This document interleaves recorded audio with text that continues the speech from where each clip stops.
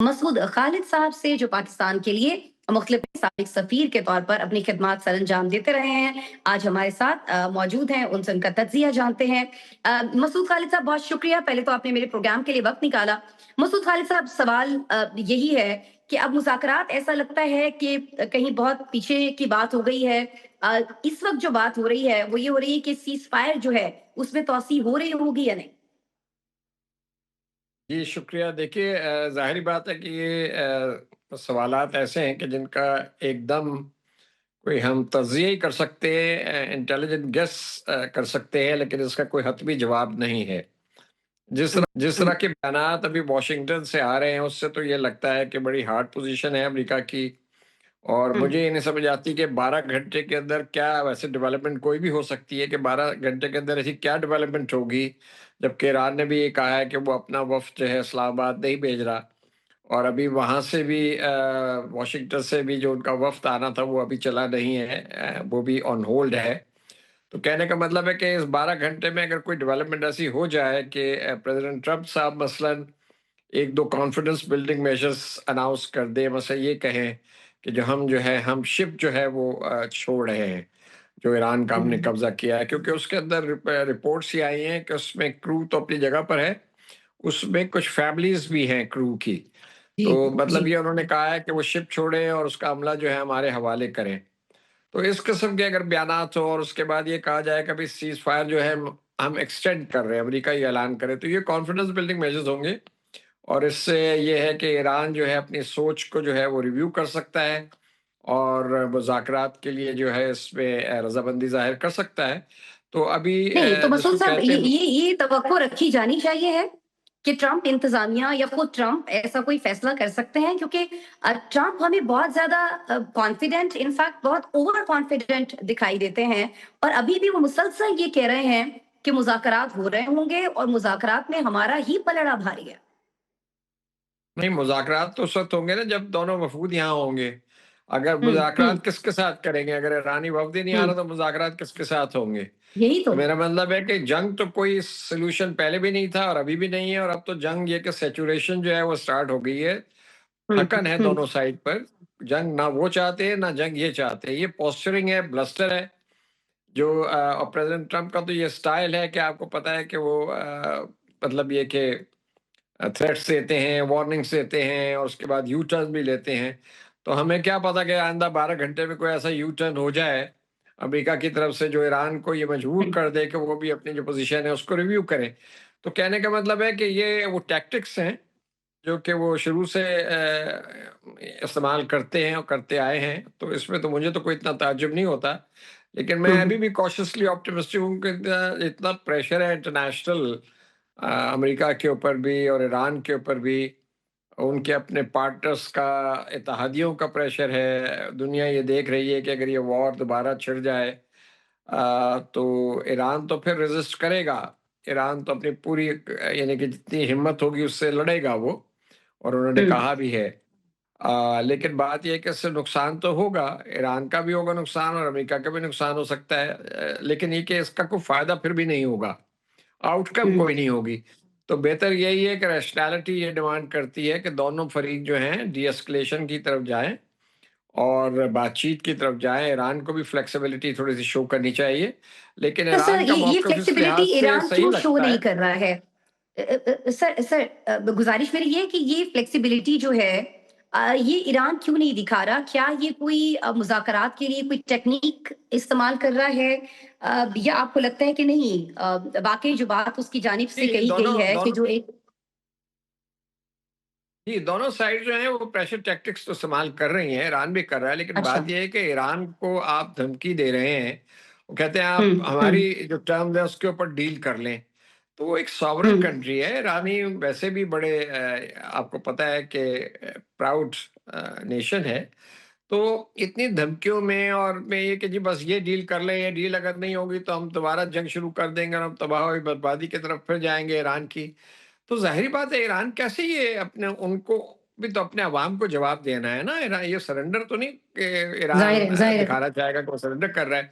अलबत्ता ये है हुँ, कि टॉक्स की जो बातचीत की मेज़ के ऊपर जब बैठे दोनों फ़रीक और इस पे अगर बकौल प्रेसिडेंट ट्रंप के और हमारे भी जो आला हुकाम है, उन्होंने ये कहा कि काफ़ी हद तक जो है वो पेशरफ्त हो चुकी थी पिछले दौर में। 80% तक जो मामलात थे वो यानी कि उसपे अंडरस्टैंडिंग हो गई थी।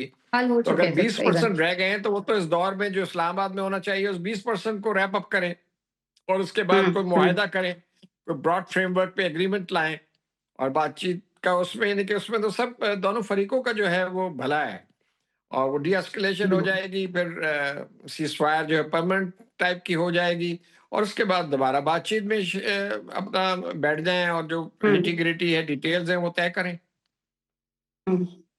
तो सर आपको लगता है कि जो मामलात हैं जो लास्ट टाइम हमने देखा कि जिसकी वज़ह से डेडलॉक हुआ वो जौहरी मवाद को लेकर हुआ था, उसकी मुंतकिली को लेकर हुआ था और ईरान ने कहा कि ये तो कभी मुज़ाकरात में टेबल टॉक के दौरान कभी डिस्कस ही नहीं हुआ अमेरिका की तरफ से।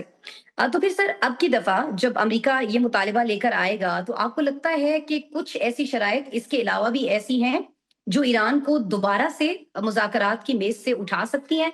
या आपको लगता है कि नहीं बहुत सारे मामलात अब ऐसे तय हो चुके हैं और जितना अरसा इस सीज़फायर का वक़्त दोनों ममालिक को मिला है, तो कहीं न कहीं दोनों ममालिक बहुत सारी चीज़ों को समझ चुके हैं और अब की दफ़ा जो मुज़ाकरात हो रहे होंगे, वो ख़त्म ही हो रहे होंगे। मेरा ख़्याल है जी कि अगर मुज़ाकरात का दौर शुरू हो जाता है और मैं अभी भी हुँ। थोड़ा-सा ऑप्टिमिस्टिक हूँ कि हो जाएगा, कल नहीं होगा तो शायद परसों हो जाए। जी, तो जी। अगर थोड़ी-सी फ्लेक्सिबिलिटी शो हो दिखाई जाए अमेरिका की तरफ से भी और कब मेरा ख़्याल है ईरान भी रेसिप्रोकेट करेगा। तो अगर ये हो जाता है तो ये हतमी होगा इन द सेंस कि एक ब्रॉड फ्रेमवर्क पे सिग्नेचर्स हो सकते हैं दोनों साइड से। हुँ, और मैं हुँ। तो कहूँगा कि अगर सिग्नेचर होने हैं तो वो फिर प्रेज़िडेंट ट्रम्प साहब खुद ही आ जाएँ, सिग्नेचर कर लें क्योंकि वो चाहते भी हैं तो वो भी खुश होंगे, बाकी दुनिया भी खुश होगी। तो कहने का हुँ, मतलब है कि ये हो सकता है लेकिन इसमें चूँकि स्पेसिफ़िक बहुत इन्वॉल्व्ड है, मसलन न्यूक्लियर प्रोग्राम का ज़िक्र आपने किया तो वही इतना हुँ, स्पेसिफ़िक है कि उसकी जो डिटेल्स हैं, वो टेक्निकल डिटेल्स हैं। ये ऐसी नहीं है कि वो प्रेज़िडेंट ट्रम्प बैठेंगे और उनके जो अ, मद्दे-मुक़ाबिल ईरानी डेलीगेशन के सरबराह बैठेंगे तो वो तय कर लेंगे सारी चीज़।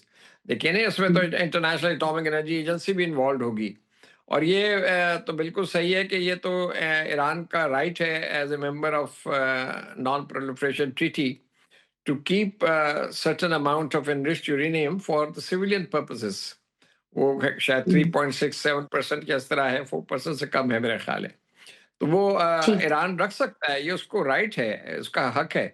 तो वो सिविलियन सही। उसके लिए वो भी उसका भी उसके भी सेफगार्ड्स हो सकते हैं, इंटरनेशनल एटॉमिक एनर्जी एजेंसी जो है वो मॉनिटर्स करे।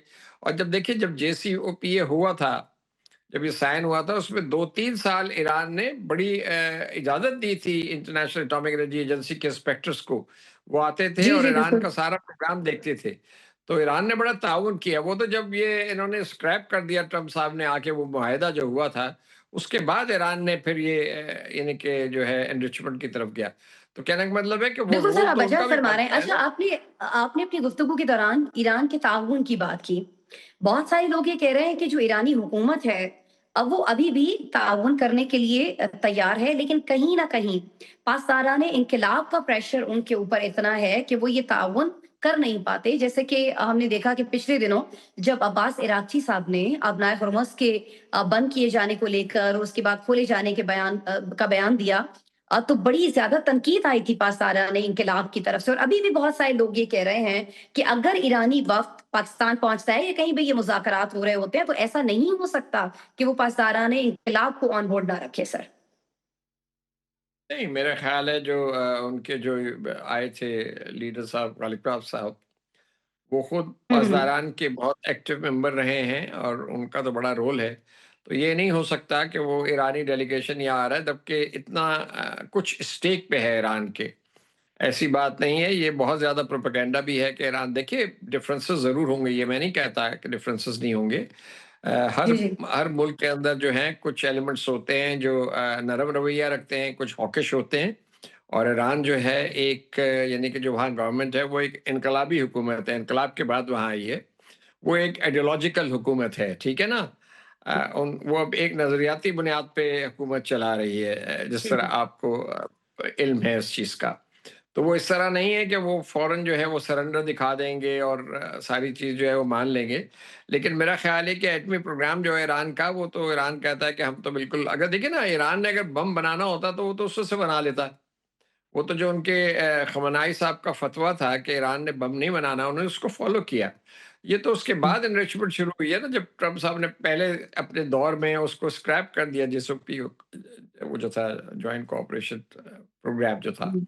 जो कि 6 ममालिक के दरमियान हुआ था, उसमें यूरोपियन यूनियन भी थी, इतना अच्छा वो मुआहिदा था और उसमें ईरान को काफ़ी सेफगार्ड्स भी, प्रोविज़न भी दिए हुए थे ठीक और हो गया, ठीक इंटरनेशनल हो गया। कम्युनिटी का बड़ा कंट्रोल था, मुझे ओवरसाइट था।